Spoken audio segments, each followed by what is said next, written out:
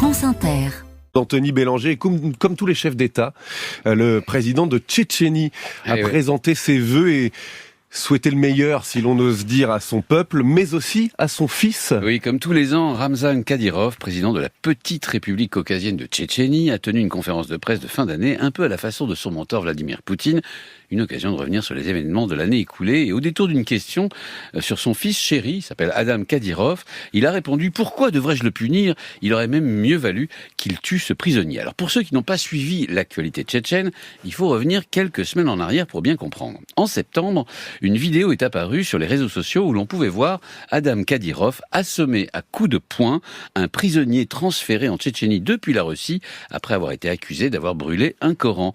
À l'époque, c'est le père qui avait reposté cette vidéo, ajoutant toute sa fierté à l'égard de son rejeton, tellement fier d'ailleurs qu'il l'a décoré de l'ordre des héros de la République tchétchène et l'a promu chef de sa sécurité personnelle à 15 ans. Et il y avait aussi un message dans cette vidéo. Oui, en août, un réfugié irakien s'était illustré au Danemark en menaçant par avance de brûler un Coran sur la place publique danoise. Le tabassage en règle de ce prisonnier russe par le fils de Kadyrov était une façon de dire, nous, en Tchétchénie, quand il s'agit de défendre l'islam, on ne s'embarrasse pas de procès, d'avocats et de défenseurs des droits de l'homme, à quoi bon ? On tape à bras raccourcis. Après tout, Ramzan Kadyrov ne s'est-il pas autoproclamé défenseur de la foi, un titre qui n'existe que pour lui.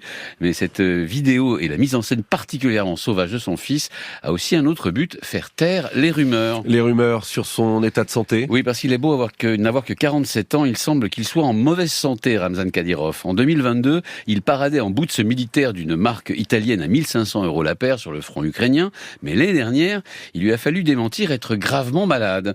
Sauf que les rumeurs n'ont jamais cessé et que les clans familiaux tchétchènes autour de lui ont commencé à s'agiter. Du coup, en cette fin d'année dernière, il a soigneusement mis en scène ses fils en les emmenant avec lui autour du monde. 2 d'entre eux faisaient par exemple partie de la délégation officielle tchétchène à la COP28.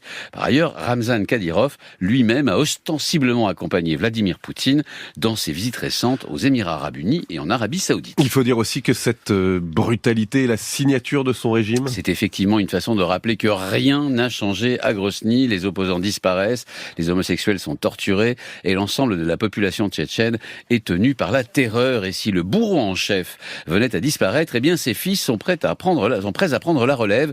Et regardez, l'un d'entre eux, dès 15 ans, se distingue même par sa brutalité. Mieux que papa, dans les régimes totalitaires, la succession, décidément, est une affaire darwinienne. Anthony Bélanger, à demain.